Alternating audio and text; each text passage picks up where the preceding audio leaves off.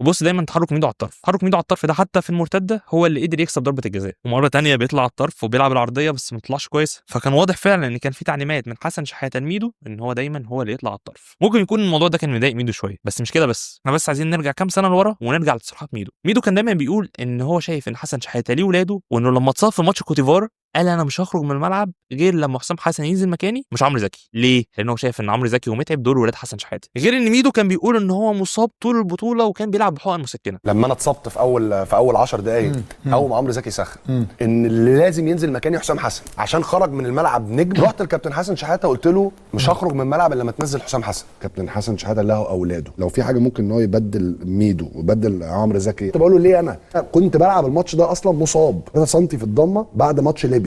وميدو في اول ماتش لعب 90 دقيقه كامله، وفي ماتش المغرب ميدو تقريبا اتبدل في نفس الدقيقه اللي اتغير فيها في ماتش السنغال. وشوف رده فعله هو خير. كل دي حاجات متخزنه عند ميدو ومن وجهه نظره شكلت عليه ضغوطات كبيره جدا وخلته يخرج بالطريقه دي ويعمل لقطه هي الاسوأ في تاريخه.